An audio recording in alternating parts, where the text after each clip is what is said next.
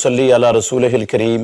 रोज़े के तरबियती बहुत से पहलुओं में से एक नहायत अहम पहलू ये भी है कि रोज़ेदार मुसलमान के अंदर इखलास, लिल्लाहियत और अल्लाह की रज़ा और खुशनुदी का तसव्वुर पैदा कर देता है, इसको मजबूत कर देता है इन चीज़ों को बंदे के अंदर।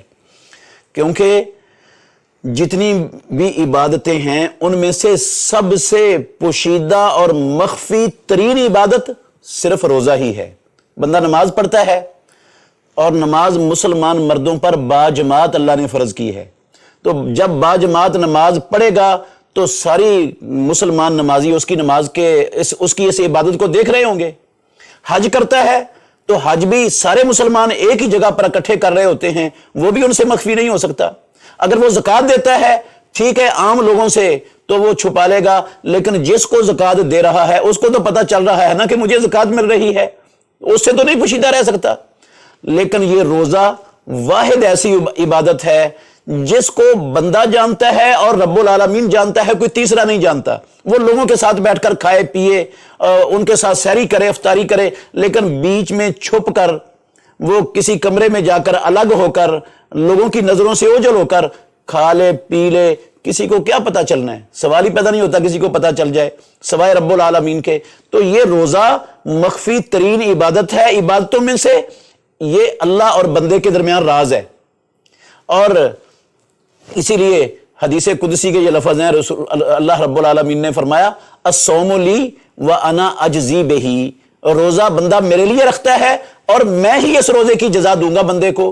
तो जब बंदा अल्लाह रब्बुल आलमीन के लिए रोज़ा रखता है, पूरा महीना उसकी ये तरबियत होती है अल्लाह की रज़ा के लिए, तो ये पूरे महीने की तरबियत बंदे को इस काबिल बना देती है कि बंदा फिर अपना हर अमल अल्लाह की रज़ा, खुशनुदी, इखलास, लिल्लाहियत और तकवे के बिना पर करना शुरू कर देता है। ये ज़बरदस्त तरबियती पहलू है रोज़े का, जो रब्बुल आलमीन इस रोज़े के ज़रिए अपने बंदों की तरबियत करना चाहते हैं। और मुसलमानों का, मेरे मोहतरम भाइयों, असल ज़ादेरा, सबसे बड़ा ज़ादेरा वो तकवा ही है। जिस अमल के अंदर, जिस नेकी के अंदर, जिस मेहनत के अंदर इखलास ना हो, लिल्लाहियत ना हो, तकवा ना हो, वो मेहनत, वो नेकी, वो अमल किसी काम का नहीं, वो अमल रायगा और बेकार है।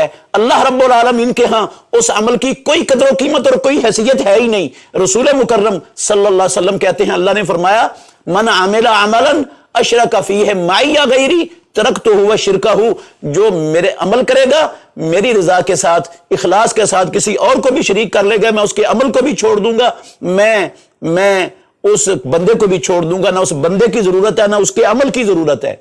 तो अल्लाह रब्बुल आलमीन ने अपने तमाम बंदों को, तमाम उम्मतों को इसका हुक्म दिया, वमा उमिरू इल्ला लियअबुदुल्लाह मुखलिसीन लहुद्दीन हुनफा व युकीमुस्सलात व यूतुज़ ज़काता।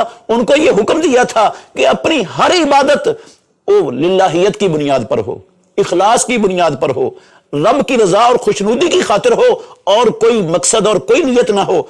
अल्लाह ने अपनी मखलूकात में से सबसे अजीम हस्ती, सबसे आला और ज्यादा इज्जत व अजमत वाली बुजुर्ग हस्ती मुहम्मदुर रसूलुल्लाह सल्लम सैयद वुल्द आदम सरवर कौनैन ताजदारे मदीना को भी यह हुक्म दिया, फ़अबुदिल्लाह मुखलिसन लहुद्दीन, ऐ सारी कायनात के सरदार इमामुल अंबिया मुहम्मदुर रसूलुल्लाह सल्लम, आप भी अपने हर अमल की बुनियाद इखलास, लिल्लाहियत, तकवा, अल्लाह की रजा और खुशनुदी बनाकर हर अमल सर अंजाम दें।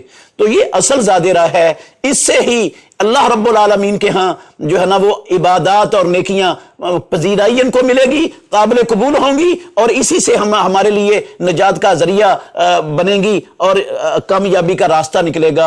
अल्लाह सब मुसलमानों को ये तरबियत रोजे से अपने अंदर जांगुज़ी करने की, पुख्ता करने की तौफीक अता फरमाए। आखिर दावाना अल्हम्दुलिल्लाह रब्बिल आलमीन। इनकी हिफाजत करने की या अल्लाह तौफीक अता फरमा और हर शर से हमें बेहतरीन सदका जारिया हासिल करने के लिए इस वीडियो को लाइक, कमेंट और शेयर करना मत भूलें।